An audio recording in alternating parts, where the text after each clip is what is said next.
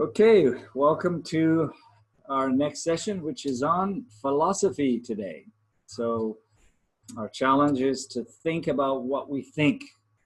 And philosophy is an excellent discipline for raising questions.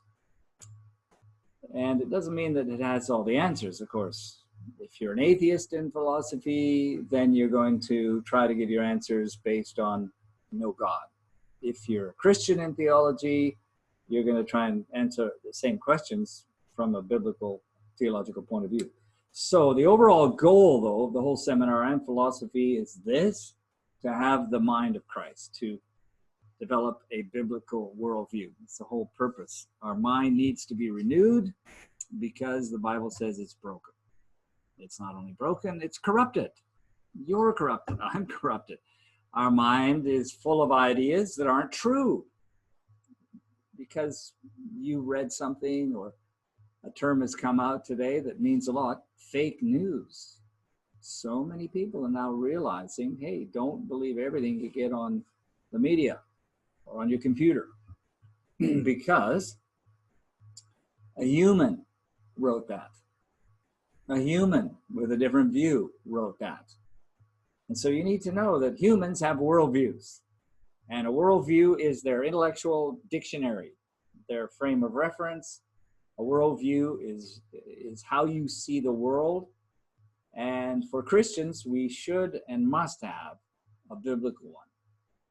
So you can be a Christian but not have a biblical mind. Okay, you've probably met some Christians who maybe think abortion somebody's right. You know, it's sad, but hey, everybody has a right. You might think like that, or the world's overpopulated, so or they think this president's good or that prime minister. They have ideas, or they think the Bible is for its time and not everything in there should be trusted because the people who wrote Genesis didn't know anything about science, so which probably doesn't mean God made the world in 6 days. Probably means 6 billion years. There's Christians are into all sorts of stuff. So the key, though, is to examine those ideas. Don't just, it's okay to think something, but you should have a reason for it. And the reason should be based in evidence. So this is, of course, about evidence. We can all have opinions. This is true, that's true, whatever. But it comes down to this. The objective world is here, right? We are in this city, in this year, and that's true. It's not 1980, and we're not in Russia. So if you think we are, you are deceived. We could come down and say that.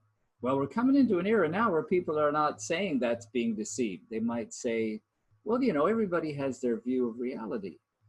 I mean, who are you to tell somebody they don't? If they think that, and it's not a harm, then hey, the trouble is the world can't work if it's not there. So one of the big issues of philosophy is what's real. So these are big questions. Philosophy is an important discipline. We want to have the mind of Christ. And so we have to examine ourselves, as the Bible says, examine yourself, see if you're in the faith. And you should be willing to examine any idea. I remember sitting in Australia many years ago when I was running a course, and I was thinking about the coming election there in Australia, the new prime minister. And like many Christians of the era, we were murmuring and complaining about this one or that one, and especially the economics, which seems to be, hey, that seems to be what's going on today too, isn't it? So I was sitting there and, thinking to myself and just sort of grumbling and that. And I really felt God say to me, sometimes you just get that powerful sense that God has spoken, because an idea came into my head that I hadn't thought of. In the midst of my train of thought, there was this, I heard my name being called, and I don't talk to myself with my name. I don't say, hey, Darrell. So I heard this: Darrell, what would you do if you were treasurer, if you were elected treasurer of Australia? Since I was thinking about economics, right? I'm murmuring, the gas is expensive and the tariffs are up and the imports are down and the pipelines are blocked, What would you do, Darrell? I heard that clear as a bell. And it just set me back, and I thought, and I went into my little cupboard in my head, all the little cupboards, you know, politics, economics, law, but there was no cupboard for economics. Okay, maybe you don't have a cupboard in there either. So, you know, you've only got one cupboard, God, but you haven't built one, a shelf for economics and politics and law and sociology. So your head's empty, like mine was. And I couldn't find the economic truths because I didn't know any. So like somebody saying, hey, Darrell, go tell me about nuclear energy and or chemical engineering. I go, well, there's no box in there with that information in it. Oh, well, then you don't know anything, do you? Right, I don't. So God challenged me, and I looked for some facts I knew. Should I raise tariffs, ban imports, devalue the dollar? I couldn't decide one thing relating to economics, except, gee, it'd be good if everybody had a job and was working. But hey, that's just standard thinking. And so I really felt the Lord said to me, Darrell, that's why you will never be treasurer. A very sound and useful rebuke. We can't do lots of things if we have no knowledge. I can't fly a plane. My son can. He's a pilot. I marvel sitting next to him in the float plane. I think, oh, I changed your diapers, but you're flying me around now. My life is in your hands. You know, he has knowledge I didn't learn. So I cannot do this. And it's not a matter of faith will help me. No, that's not how God planned for us to be here. But you just pray and your car gets gasoline. And you never have to go to the store again. Food just miraculously appears in your cupboard. And you might, well, God could do that. Yes, but he's not going to. Because that's not the kind of universe he's set up. Right? So we have to have knowledge. How to do medicine. You got to spend 6 years studying surgery over there at the university. You're not going to be invited to do an operation on anyone in the church just because you have faith. No. I say operate on yourself first. So knowledge is important, and yet much of what we think we have as knowledge is not. And so we have to examine ourselves. And that's why we change our minds. I used to be an atheist. I thought that was true because I couldn't see God until issues in my life happened, and I was presented with the reality that where do you think the universe comes from? And suddenly the realization was that Christianity answered the question of reality, existence, who am I, why are we here? So we want the mind of Christ. We want to think biblically. And why do we want to do that? Is that for our benefit? Well, partly. You know, if you're going to drive a car, you better learn how to drive it. Take lessons. If you want to fix your house and you're not an electrician, be very careful with those wires. Better go learn something. Go get a manual and don't mess around with that screwdriver because you might kill yourself. So we want to be able to live in this world and flourish, but we also want to love God more. So if we have wrong ideas about God, then you're going to live wrong, right? You're not going to take care to go to the dentist if you think he's going to heal you, and you're not going to go, and so you're just going to be prayed for, and then you're going to get infections, and then we're all going to wonder why you're dying, and then you're going to say, well, I mean, you know, that can happen. Happened to my friend. He died of prostate cancer simply because he tried to tell God how to do things, and God had already told a doctor how to fix him. So God fixed him, but he wanted to use a doctor. He wanted God to fix him directly. Well, I'm sorry, but we can't tell God what to do. He's trained doctors, and they have God's knowledge, and they can do it. And God wanted to heal him, but he refused God's method. So let God be God. And don't try to force the healing thing on God. It's not going to work. No, I believe in miracles. Absolutely. I've seen some healing ones, all kinds, but they're not the norm, and I can't dictate when God will or won't. Amen? So I pray for miracles, and I leave it up to him. All right, we need the mind of Christ. Let's go to our book. We're looking at this book, of course, for those on the video, and it's Understanding the Times by David Noble and Jeff Myers. So we're going to flip to the page in philosophy. Philosophy is a discipline that we can study. I did 2 degrees in philosophy. I don't know what was wrong with me. The first one I did because I wanted to learn more about God. That's how naive I was. A 1-year-old Christian, I felt, you know what? I'll go to the philosophy department and study it and be marvelous. I can study about God because that's got to be a philosophy concept. Well, it was a big one that underpins everything. And there were a lot of non-Christians there. And so it was not a pleasant experience in the beginning until I learned that, hey, I'm here to learn how to debate ideas. I'm here to learn to think critically about what Marx wrote or this author or that author.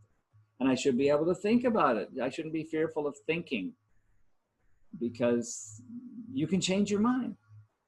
So why not think? And if you don't like what you think, change it. And if you're wrong about that, get rid of it. So the thing about you is this, and me. Ideas are not you. They're like this sweater. I put this on. This is not me. Or, you know, these pants. This is not me. I just put them on. And I can change them. Ideas are like clothes. You put them on in there, take them off. Get rid of it. You don't like that idea that abortion is right? I don't like it. Throw it out. Change it. So don't feel that when we tackle ideas, we're tackling you. We're criticizing you as a person. This is impersonal, as philosophy department is meant to be, but it's not. But this is impersonal. An idea is an idea. Like we could discuss this sweater. Hey, I'm not going to feel offended. You know, it's this or that. Ideas are like that. So let's not be afraid of them, but let's learn to handle them, and let's realize how important they are. Because A.W. Tozer, in the Knowledge of the Holy, his book said the most important thing about you or me at any time in your life is what you think about God. How about that? The most important thing for any civilization on earth. Think of the civilizations that have come and gone and that exist now that are praying to the wind or the rabbit or the fox or whatever, or their prophets or the great leader Kim Jong-un or Hitler or any of those people who have ideas of who's got the truth. The world is being tormented and torn by false ideas. So it's really vital that we learn to think and to come to a knowledge of the truth so that we can love God. And that's what Tozer said.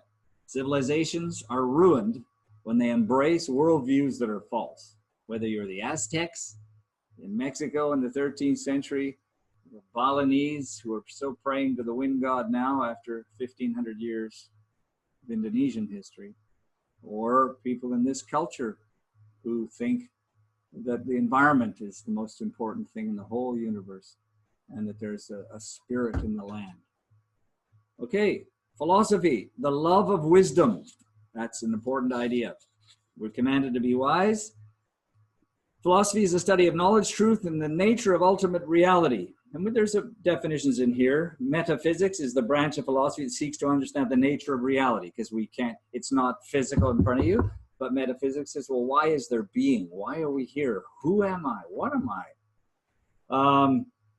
We're not going to go through all the terms. Epistemology, over on these page 201, the branch of philosophy that seeks to understand the nature of knowledge. So here, this is a really important terms. When somebody says there's no God, they're actually making a statement, but it's invalid to say that because they're not infinite, they're not eternal, they're not omnipresent. They can't possibly know that there's no God because they're stuck on this planet in this one solar system out of all the billions of others. So any human who says there's no God is not stating a fact. They're stating their belief, right? But they're stating it like it's a fact. There's no God. So you flip it around if you want to do evangelism this way now and say, well, that's an interesting idea you've got there. Do you have any evidence for that? Like, always ask people for evidence. Don't let people get away and just make rash statements as though they're true just because they think it. You need to realize this. People think things that aren't true. That's why we have these worldviews. That's why we have major wars through the human history. That's why Cain killed Abel.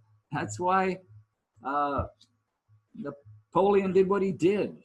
Mao Zedong did what he did. Bin Laden did what he did. People have ideas and they believe them. And that's where it gets dangerous. So people believe their ideas like you believe yours. The question is, who's got the truth? And that's what it's going to come down to. What is the truth? And how do I find out truths in economics, in politics, in law, etc.? So this whole course is designed to open up the questions to those areas. So you put a little box. You go ahead, build some cupboards in your head, the politics box, the economics one. You need that so that if somebody says, well, what's a Christian view of economics? Well, you can go and say, well, these humans are meant to be free. So the free market is better than communist control, for sure. So that would help me, considering a US person right now. I don't want to date the tape, so I'm not going to give the name because we might use it for a few years. Somebody's running for president in the United States right now, and they have views economically and politically that are way over on the left. They're basically almost communist. You know, we won't name names. And so, hey, is that a biblical position? Everything should be free for everyone. Education, medicine, healthcare. We're going to wipe out all debts. People can have freedom. They should be paid a living wage just for being in the country. Sound like God would want that? Where is it in the Bible? So there's all kinds of issues with that. We have to think. So how should we vote? People are going to vote for this person because you know why? There's a huge upswing in the number of 18-year-old voters. Like every year, whole bunches of millions of people come 18 years old and they get to register and they have nothing in their head. Scary thought. You and I might think, hey, we've been here long enough to know now there's some dangers with it. Well, 18-year-old out there, he doesn't know anything. He's going to vote. That's why we got the prime minister we got. Because he said, I'm going to give you free this, free that, free everything. Do you remember this? He's ruined the economy. Ruined it. So nothing's free. Not even salvation. It's free, but guess what? You have to repent and die to yourself. It's costly. All right, philosophy. So epistemology is a question of knowledge. Somebody says, you know, there is no God. So that's an interesting question. How do you know that? Well, of course I know that. Well, how do you know that? Have you been to Pluto? Have you been to the next Andromeda star? No. Oh, well, maybe God's there. I mean, seriously, how can you say that? So you can't. So you believe that. So they have a worldview. It's called atheism. There is no God. And the question is this: is there more evidence for God or for not God? In other words, you know those three possibilities: atheism, theism, or pantheism. There is a God, or there is no God. There is a God, and everything's God. That's the only three possibilities. Well, the atheists say there's no God. I say there is. So who has the most evidence? Well, we're going to see that the Bible has the best evidence. That's why I'm still a Christian. I'm not back in atheism. I can't go become a Buddhist. I can't become a Muslim. They all lack evidence. They all lack the ability to explain life the way we know it to be. Morals, values, purposes, existence, chemistry, physics, the universe, history, Jesus Christ. So it's impossible to be anything but a Christian. I'm going to say this. It's impossible to be anything but a Christian unless you're going to suppress the truth in unrighteousness, which is what people do. Right? They don't want to know. So epistemology addresses the issue of knowledge. How do you know something? People say, you know, you're born homosexual. I'm going to ask a question. How do you know that? The world's overpopulated. That's an interesting epistemological question. I'm going to say to somebody, how do you know that? Well, you know, global warming's happening. It's going to wipe out the polar bears. That's an interesting idea. How do you know that? CNN said this, blah, blah, blah, blah. They're, you know, you go, well, how do you know that? See, we should be critically assessing ideas all the time, not be so rash to jump into somebody else's opinion. There's 1 billion people who pray to cows, think that cows are reincarnated mothers. Now, you know, might make them feel good and they don't want to eat beef. But the question is an epistemological one. How do I know what a cow is? What is a cow?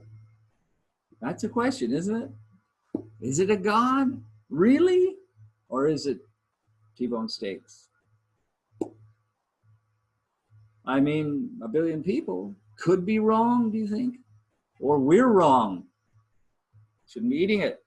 So these are not small things. Philosophy underpins everything, and it is the discipline of questions. Okay, so epistemology, knowledge.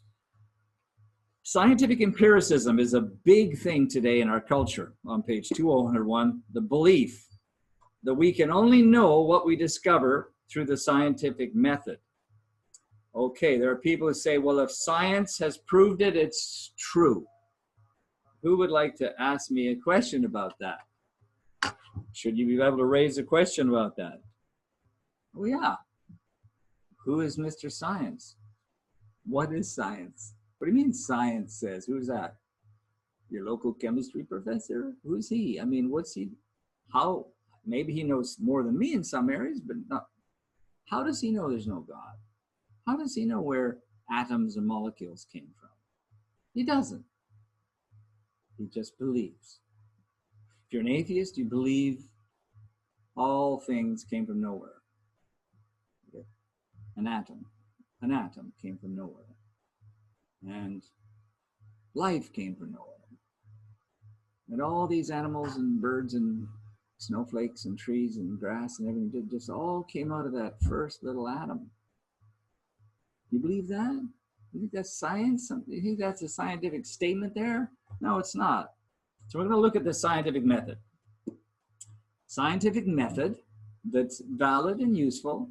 If something is true, scientifically a fact, it should be observable. Okay? I see this computer here. I see this projector. I can observe something. I believe there is a projector there. I can see it. It's observable. Second, it should be measurable. So I can go over there. I can touch it. I can measure this object. I should be able to quantify it. Measurable, quantifiable. And I should be able to go back and do this a few times and get the same result. Repeatable. So I can measure it again and again, and it's the same size, same size, same size. It's real. It's a fact that there is a projector there on the table of such and such a dimension. The scientific method is a correct way to go about assessing that. Is it observable? Is it measurable? Can I quantify it? And is it repeatable? So if I want to boil water, you do this in high school, you put it in a thing, they put a thermometer in there, water boils at 100 degrees centigrade, 212 Fahrenheit. Let's see if it does it, class. It does. Let's do it again. It does. So that the scientific method has proven that water boils at 100 degrees centigrade. True? True. So if you say it doesn't, you're deceived because the evidence is there. Now, when we get to issues like the universe, where did it come from? None of us were there. Not the most brilliant scientists on the planet today. So he was not there, okay? We're all of us are on this planet right now. Nice to meet all of you. I'm glad I didn't live 200 years ago, really. And there was no car, just life driving, you know. Like, how far could I get on horseback? How long would it take to get to Vancouver from here on horse? It wouldn't be fun. Anyway, I'm thankful. But anyway, you cannot state and teach at university, which they are, that the universe came from nowhere, which is not observable, right? Not observable by anybody. I don't care if you're from Harvard, Yale, whoever you are. You have never observed that. So don't make that, I mean, you might say that, but that's not a scientific fact because it's not observable, it's not measurable, it's not quantifiable, and certainly not repeatable. It was a one-time historical event. Now, the thing where the scientific community and the Bible agree is the universe began instantly. Well, that in itself tells me something right there. There is a God. End of story there. End of story. The universe began instantly. And of course, the atheist goes, there was a big explosion. Yeah, what exploded? You need something to go bang.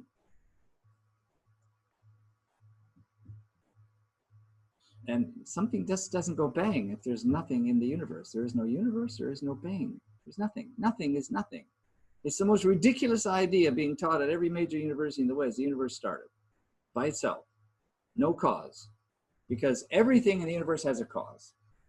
This table, we know it has a cause. I don't know who made this table, but you and I know somebody did. You're right? Agree with that? Everything you see, including you, had a cause. Little kids will ask them, where did I come from, mommy? It was your mommy and your daddy. The causation effects. That's what. Everything has a cause. We can trace everything. That tree out there, the bush, the bug. We know where it can be traced back to, except the universe itself. And the Bible says, in the beginning, God. Makes absolutely perfect scientific sense. God created. Makes absolutely perfect scientific sense. There was a cause to matter. Matter cannot come into existence. Existence can't exist without some purpose. Existence, the fact that there is a universe here and you're in it, can't be possible unless someone of incredible power, ability, and nature purposed existence. And that someone could not be part of the universe. He can't be a branch of a tree or a cow. He can't be in the atoms, because then he's controlled by it. He has to be separate from matter. He has to be greater than matter, greater than the universe. He can't be one of the parts of the universe. Understand that? He has to be the cause of everything. That's big. So philosophy is going to deal with this question, but scientific empiricism is what we got today. When people say, well, science has proven this, they've proven that, you go, what do you mean science? Who's Mr. Science?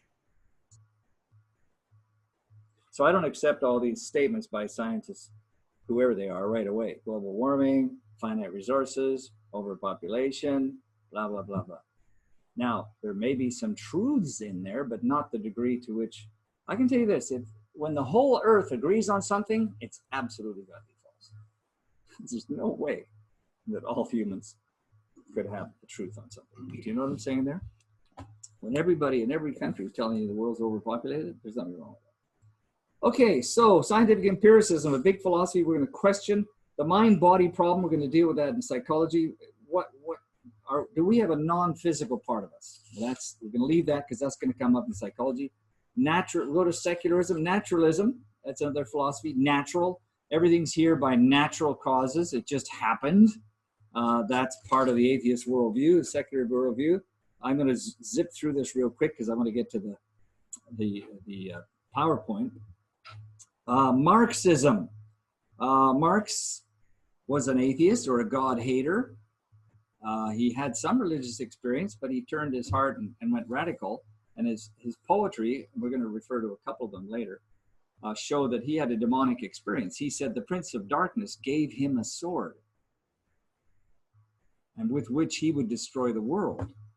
And any nation that embraced him would go to ruin. That's the poem that he wrote.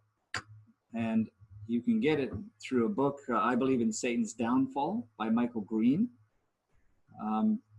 And so nations that embraced communism all have been in ruin. Pick one that's functioning. North Korea, Communist China, Russia. What about the nations that bought into the Marxist dream? Vietnam, maybe. Maybe that's a good story. Cambodia, Nicaragua. How about Venezuela? They should be pretty progressive.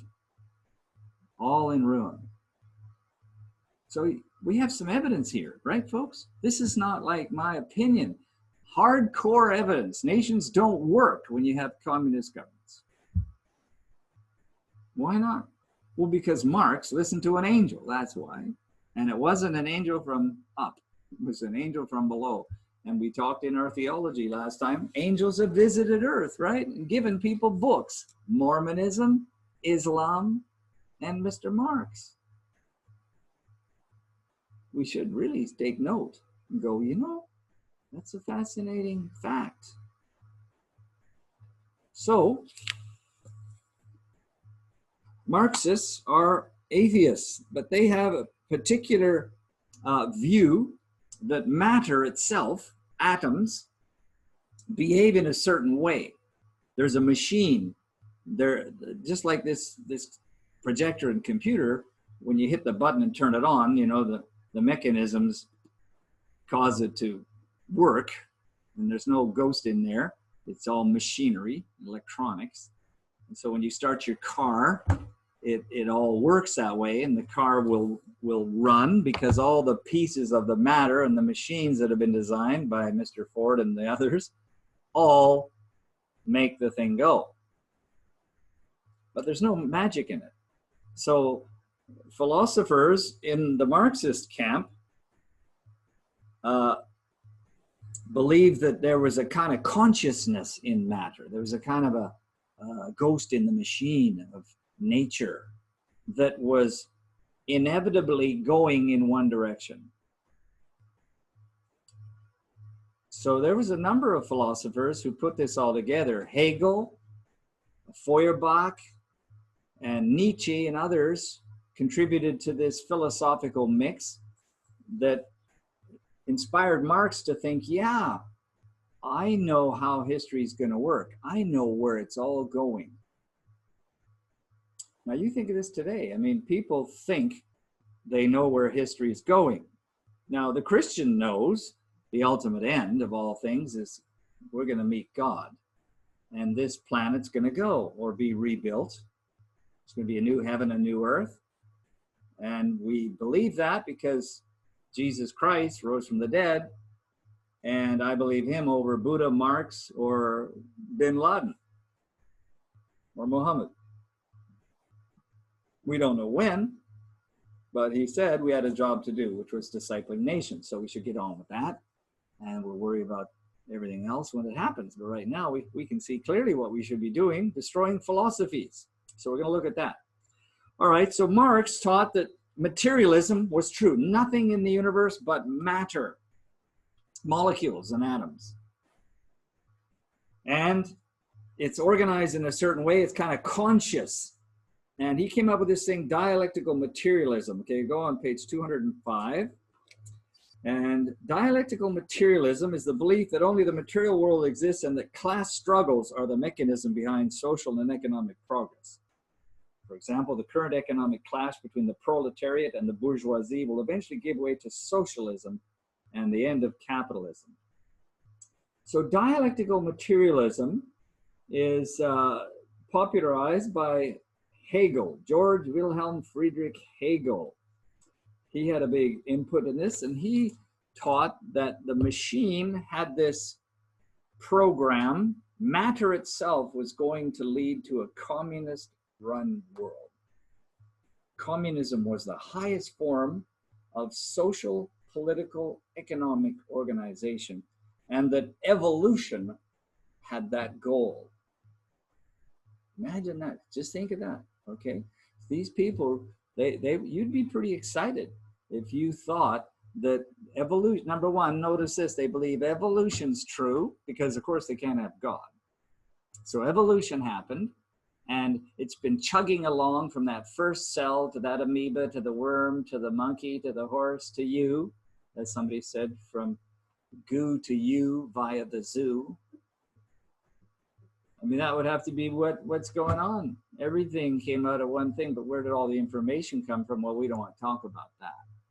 Oh, we don't want to talk about information that decided the difference between a cow and a fish and a bird and a tree. Information called DNA.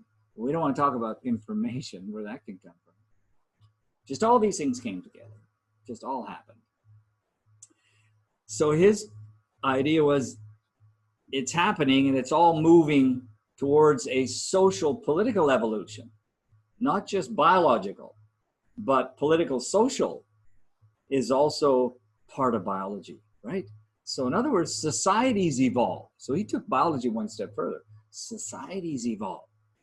And he came up with 5 steps. Why are there 5 steps? Who knows? He just thought it up. 5 steps that societies evolve. They all start off as slave societies. There were slaves in Egypt, whatever, right? And then they got a bit more organized, and slavery was kind of fought. And then there were feudal lords. So feudalism kind of emerged out of the slavery, went to feudalism as the next stage, where you had the feudal king or lord looking after the manor and all the people. So then from there it went to capitalism. And from there it's going to go to socialism. And once the world is socialist, it will become automatically communist. So the communist parties right now that run North Korea, China, Russia, and the ones who are in power in some of these countries in South America, they believe this. The military and the leaders of China believe that they will destroy the West.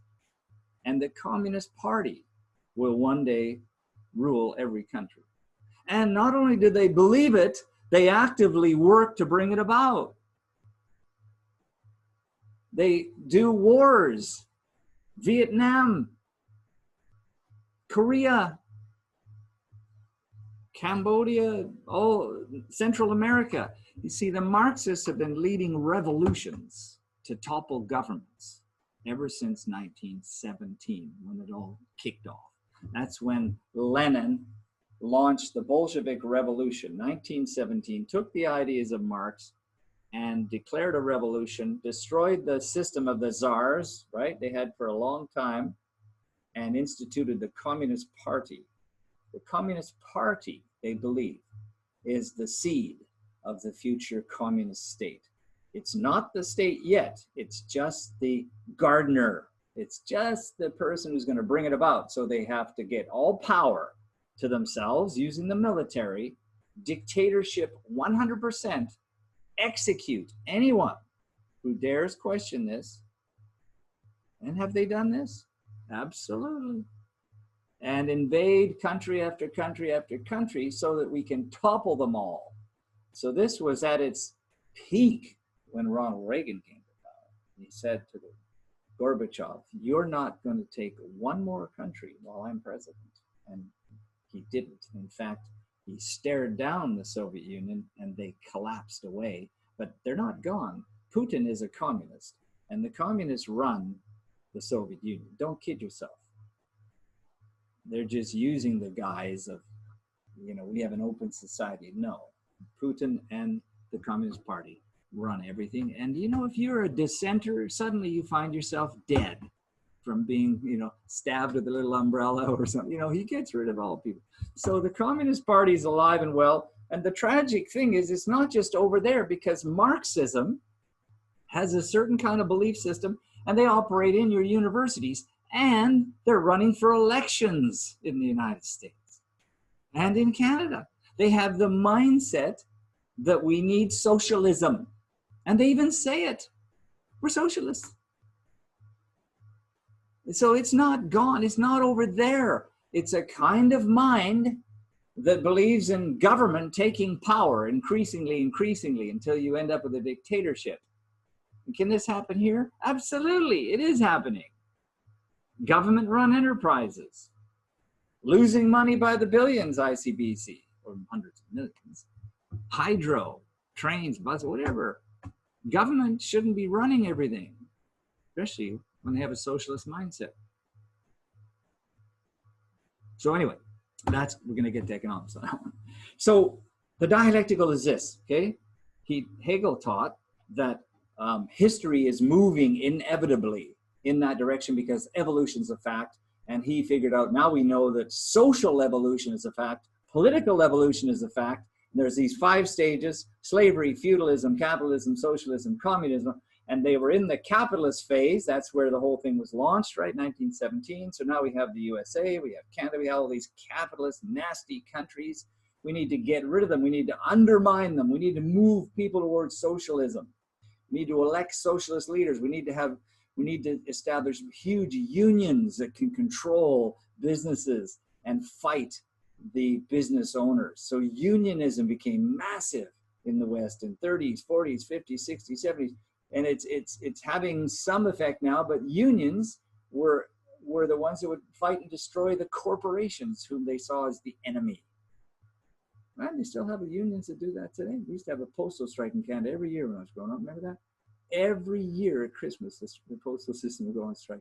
So it was privatized, taken out of the hands of the government, or at least partly out of the hands of the government. Okay, so dialectical materialism is the idea that things move 2 steps forward, 1 step back. 2 steps forward, 1 step back. You ever heard of that? And the Soviets used to march like that. Their soldiers take 2 steps forward, 1 step back, 2 steps forward. That was the idea that this machine kind of chugs along, moving things, but there's always a bit of a back step every now and then. You make it progress and you go back, but you keep going, make progress, go back. And the logic of it is, just like when you have a hammer and a nail and you're trying to bang a nail into a piece of wood. There are 2 actions required to put that nail into the wood. There's the striking of the nail with power to knock part of it in, and there's the withdrawal of the hammer. 2 actions. 2 steps forward, 1 step back. 2 steps forward, 1 step.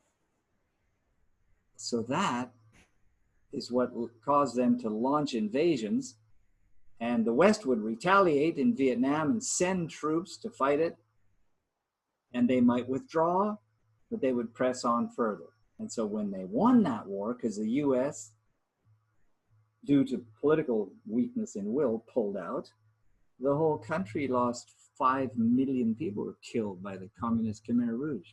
We don't see the NBC in there now talking about the victorious communist takeover of Vietnam or Cambodia. They don't want to talk about those millions of people shot by Pol Pot. You guys remember all this? Yeah. Oh no, we don't want to talk about that now. No. Or the millions who've been killed in China or North Korea or any other communist revolution. 40 million people were starved to death by Stalin when he took power in the Soviet. The Kulak peoples, 40 million, starved them out. Just cut off all the agriculture and they couldn't plant food. Huge purges. Mao Zedong, remember him? 10 years, kids couldn't go to school. He had the Cultural Revolution. 10 years, he shut all schools. We've got to train the people to think communistically, comrade. Well, all that stuff still goes on, and it happens in the universities, because there's a lot of Marxists who believe that, and they're still teaching out there that family's evil. Get rid of the Western bourgeoisie family model. We can have anything we want. Family can be anything, and the courts in Canada agree with that. So we have going on now what is called cultural Marxism. The destruction of the West from the inside by people whose goal is the same as a Marxist, to destroy the structures of the West, to bring in a new era. It's powerful. It really is. They're in the campuses, absolutely, lecturing. They don't say they're Marxists. You know what they call themselves? Progressives. You ever heard the term? Progressives. They're progressives. Obama said he's a progressive. They all use that term. You know what you need to ask? What's progress? This is a key question. This is a philosophy question. What do you mean progress? I want you to learn this. Get used to identifying questions that will open up new conversations and witnessing chances for you. And somebody says, you know, we need to make progress. Say, what do you mean by progress? Where are we going? I mean, somebody says, if you're on a hike, right, and you're 5 miles from the lake, and somebody says, well, where are you? Yeah, well, I'm 3 miles from the lake. How do you know? Well, here's the trail, and that's where I'm going. So how much progress you got? Well, I made 3 miles out of 5. But where is a nation supposed to go? What's progress for a nation?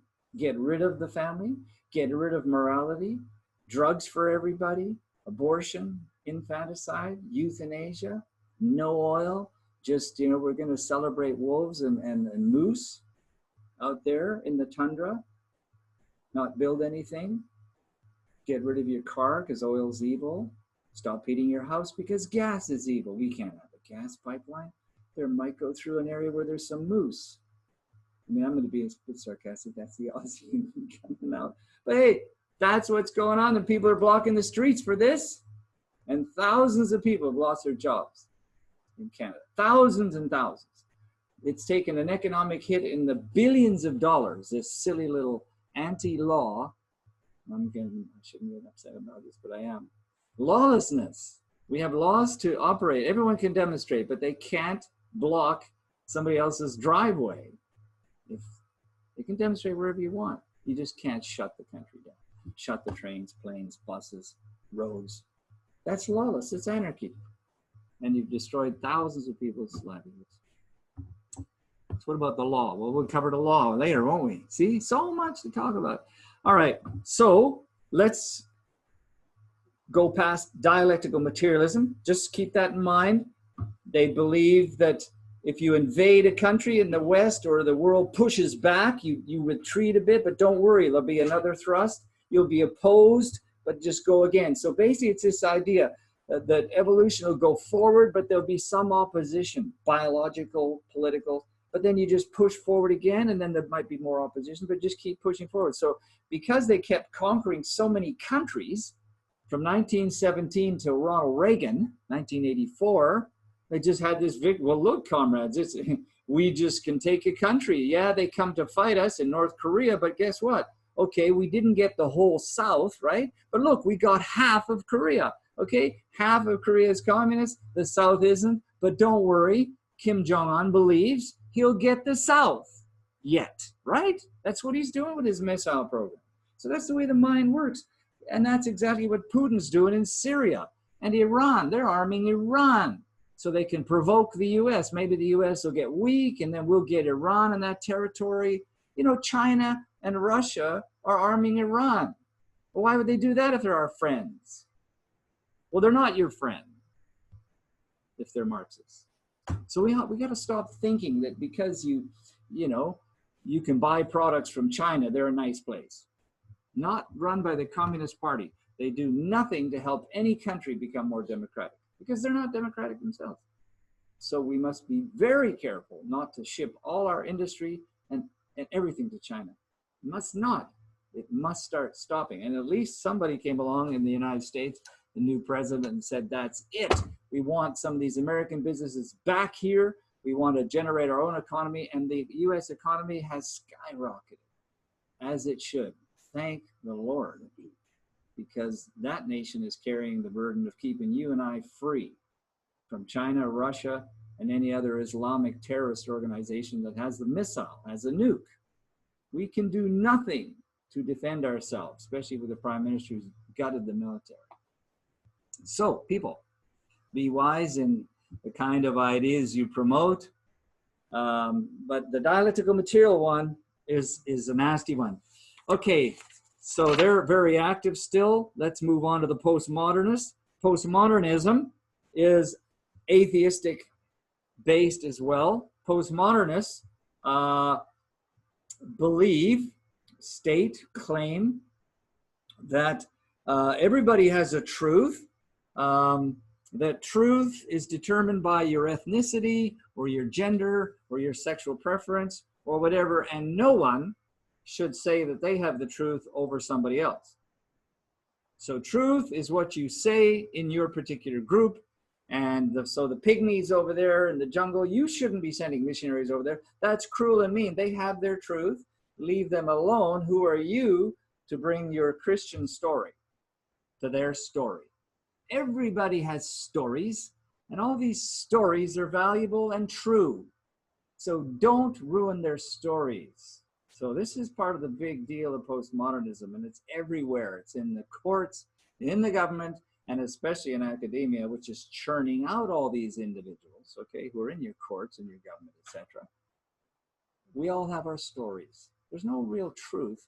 Everybody has a story, and for them that's true, and you should appreciate their stories and incorporate their historical stories into your teaching of history in all your subjects. Because the lesbians and homosexuals have these valuable stories. So we need to rewrite all the curriculum, putting all the positive role models of homosexuals and lesbians and everybody in those history books so that we can see their stories. So we love the person of the homosexual and the lesbian, but not the ideology that is to undermine a view that marriage between a male and a female is perfectly good and normal. So there's a clash of ideas here, and those clashes are always going to come out. So the postmodernist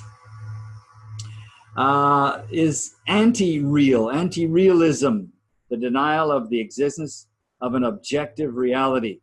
postmodernism holds to anti-realism. So that's a problem, because postmodernists do fly in planes, and they do eat food, and they do, drive carefully down the road. So there must be a reality. So here's the problem. Postmodernism contradicts itself. Postmodernism says there's no truth, but if there's no truth, then postmodernism could not be true itself. Do you get that? So if somebody said there's no truth, they're stating a truth, that there are none. Would have to be true that there are none. But then that's one. So that's ridiculous to say there are no truths and you believe that what you're saying is true, do you? So when somebody says something like that is no truth, say, well, is it what you're saying true then? Because they believe themselves. They want that philosophy to work. So they suppress you. They suppress you and say there's no truth. Well, then why are you talking? You should ask them, why are you talking then? And why are you writing books that the whole world works like this if it's not true? Right? Do you see the contradiction there? Does everybody understand that? If there's no truth, why are you speaking? Why are you believing what you're thinking? I mean, it's insane. It's a madness that's gripped the Western world. And this is what's brought in a lot of this attack on the family, attack on marriage, attack on gender. Everything is under huge attack because this philosophy has come in, and it's come into the courts. So now if you say, I don't agree with same-sex marriage, that could be a crime in Canada because that's been determined to be hateful. So now the courts weigh in and punish people who think what essentially might be a biblical position. So what's happening is persecution is now happening for anyone who questions the state and its new ideology on gender, on marriage, on sexuality, on priorities, on pipelines, on whales, on boats in the harbor, and how bothered the whale has been by the boat's motor. I mean, look, everything starts changing because people now adopt a view of reality that's not real, and they force that upon you and punish people who disagree. That's exactly what the Marxists did. They put everyone who was a dissident went to Siberia. And Alexander Solzhenitsyn wrote the Gulag Archipelago, detailing I don't know how many, whether it was in the millions, I would think, of people shipped off to these camps never to come back. They were re-educated, comrade. And in other words, so did the Vietnamese. They re-educated those 5 million people. When the Americans pulled out, they went and shot them all. Shot them. They had glasses, they were shot. They could read, they were shot. You know why? Because you are an intellectual. We want everybody to be a worker, to just go out in those rice fields and work. So they shot anyone who had an education because they were ruined. They were not Marxists. That's the purge of the Khmer Rouge, of Pol Pot. Horrendous. Millions died. And this, you know what? Kids don't even learn this in school. They've never heard of Marxism. They've never even heard. It's not being taught about the Vietnam War, and that ended in 1975. We remember that. I remember. So, you know, what's happening is history is not being taught. It's being rewritten. That's another very favorite topic of the postmodernists. Rewrite history, change it, and people will believe differently about it. Let's tell those stories about all those terrible, terrible, what are those schools where they sent the natives? Residential schools. They're all evil, wicked, nasty. They had them in Australia too. The reality is some of the native practices were not conducive to good family structure.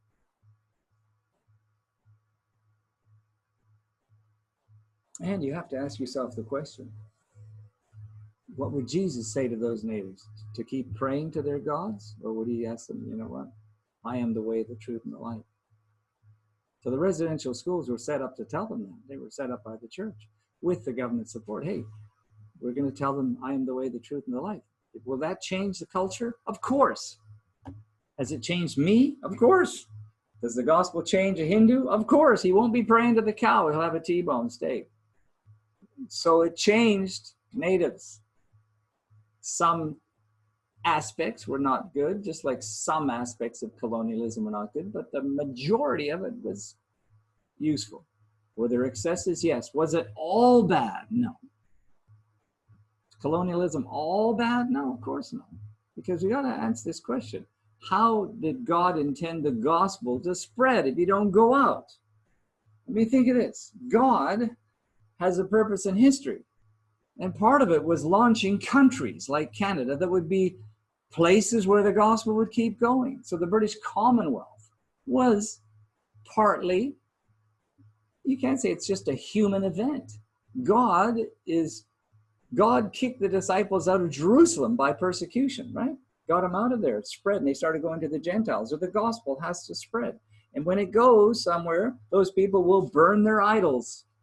They will burn their gods. They will throw them away. That's part of the process that I did. The Hindus do that. The Buddha, anybody who becomes to Christ, puts him first and stops worshiping Caesar. And that's what natives did too. So there are lots of wonderful Christians, First Native peoples. I love the show, Tribal Trails. I'm going to say it right on there. I love that show. I cry when I watch that show. I would rather watch Tribal Trails than any one of those mega superstar evangelists. You know, that I won't give names. Because these people are really real. And they play guitar in a very simple way. And it's not professional. I'm not putting them down. It's just like there's no fanciness on that show. And these people have been touched, and they go out and talk to their people about how Jesus Christ is Lord of their tribe. And they're saying, anyone ever seen it? You guys seen it? You should watch it. So who am I to say that's wrong? God changes people, and he'll change entire countries and that.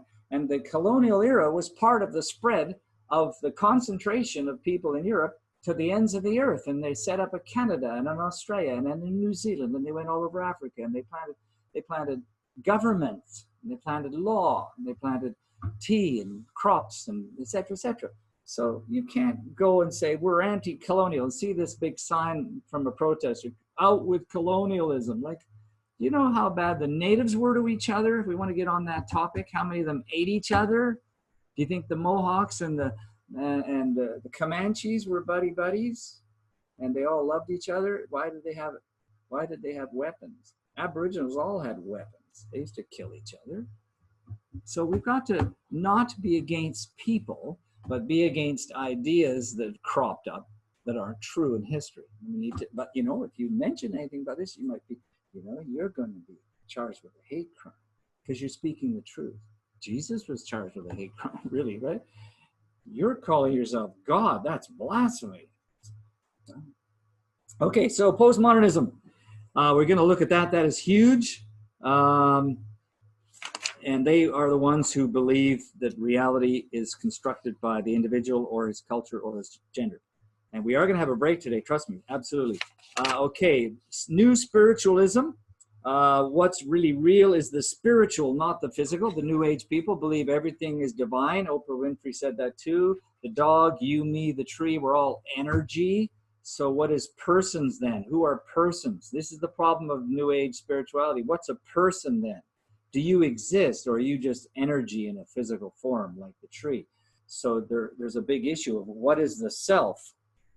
So, and then of course you got other aspects like reincarnation that have no evidence for. But anyway, so the picture of the new spiritual world is evolutionary as well. We're going to see that all worldviews except Christianity have an evolutionary view. And this is fascinating to me, right? All worldviews have an idea of evolution. I don't mean just biological. The atheists believe in a biological evolution. The Muslims believe in a theological evolution, that Islam will take the world. They're like Marxists with a God. Islam and Marxism have parallels politically. Certainly not the same idea. Muslims believe in a God, but they believe in the same objective. One says Marxism will rule the world. One says Islam will rule the world. They both came from angels. So the new spirituality is an idea that we control our own evolution spiritually. That's why Hollywood loves it. There's no God, you're God. You're divine as an actor. And so they're really into that. I'm controlling my own spiritual destiny because after all, I'm really rich and powerful. I must have been really good in my last life. And just imagine what my next one's going to be like.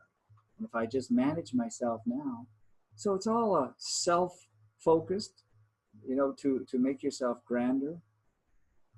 But it's based on the idea that the universe is divine. Islam, of course, like us, has some aspects. We won't go through that right now, but not a big difference philosophically, except in the nature of God. And then Christianity, the battle of ideas. We're here. Scripture offers us, I'm on page 216. We have to see that evidence is important, and Scripture offers itself up to reason. So the Bible is inviting us to think. It's not a book written by one person. If it was, I'd be out. I can't believe anybody would want to be a Mormon. And they actually have a university. I mean, Joseph Smith was morally bankrupt, had no evidence for any tablets, no evidence any of us are God, no evidence for a mother and a father God having babies and planting them down here in bodies. I mean, it's just all a grand story that came out of the mind of one guy. What's the truth value in them? None. Jesus Christ visited the USA? Where'd you get that? So, evidence. We're into evidence, amen? I got evidence, and the Bible is not hiding itself, saying, well, this book was written here. You got 66 books written over a lot of time, and it appeals and answers the questions of science, history, and personal experience. So there is history, and I had a history professor, Clifford Wilson, who did archaeology studies, and he said they use the Bible because it's the only book that was accurate for historical details of every place it mentioned. It mentioned distances, the size of the ark, everything's there. No, maybe this and that. So it's historical, it's scientific, and it explains that animals are lower creatures than we are. So I'm never going to pray to a cow. We are higher than angels because angels are not family in the Bible. Angels are servants. So that's why Lucifer wants you. That's why he visits and brings books to people, because he has to get your imagination activated. He has to get you to go out there and slaughter 100 million people once you become a Marxist, listening to those ideas, or decapitate thousands of people and bomb them if you listen to Islam. And again, I'm not saying, and I better be careful, I'm not saying we don't love Muslims. We just don't love Islam. I don't love any philosophy. I love Germans, but I don't love Nazism. I love North Koreans, but I do not love communist government. So we must be free to talk about ideas separate from peoples. Do you agree with that? I think so. Otherwise, you can never talk about anything. You can't talk about flying a plane. You might insult the pilot.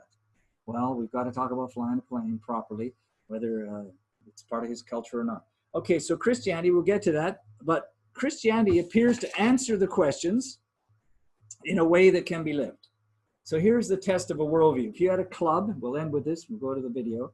If you had a club, this was it, to find out where the world came from, the universe club, and we're all here, we would have to ask the questions. Who am I? Where did I come from? The 10 questions we've got.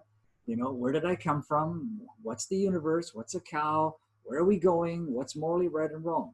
We'd have to ask 4 categories of questions. Ontology, where did the universe come from? Epistemology, how do I know what I am? How do I know where things are going? Axiology is a question of values. What's morally right? What's morally wrong? Who decides? How do I know? Is the Canadian Supreme Court right or wrong? Should I obey them or not? Who are they? Why should I obey 9 people or 7 people? So axiology is the 3rd question. The 4th is teleology. Where's it all going? What's the purpose of life? What's supposed to happen in the future? How do I live if I don't know what I'm supposed to be doing? So those 4 areas, ontology, epistemology, axiology, and teleology, are the philosophical categories that humans have to answer. Like it or not, you're living, you're answering those, whether by default or by actively thinking about how you live. So Christianity answers the questions of life. It raises the questions of life. You can go to the Bible and it talks about animals. It talks about not praying to animals. It talks about you can eat them. It talks about who we are. It talks about what angels are, what a mountain is, what a lake is. we get the categories, we get a morality given to us. The Bible raises the questions. How should I behave? Jesus gave us at least the 10 commandments that have served every civilization that used them very well. So the Bible raises the questions, the Bible answers the questions, and you know what? It can be lived out. You can't live Hinduism. You can't live it. If everything is divine, you can't eat anything. You can't kill a mosquito or even a virus, because that's got to be somebody. The plague, the AIDS virus would have to be what? Some reincarnated person or being. So where do you live out that kind of philosophy that everything is divine? Can you log trees? Can you eat fish? I mean, it raises questions that are on it. Where did I come from? How do I know life is cyclical? So a worldview must be able to be lived. It must raise the questions, answer the questions in a way that can be lived. And Christianity does that. So that's our philosophy section. We're going to go back over it again and again and again as we go through the book. But let's take a break right now and we'll get into the video. So we're going to stop this session. Thank you.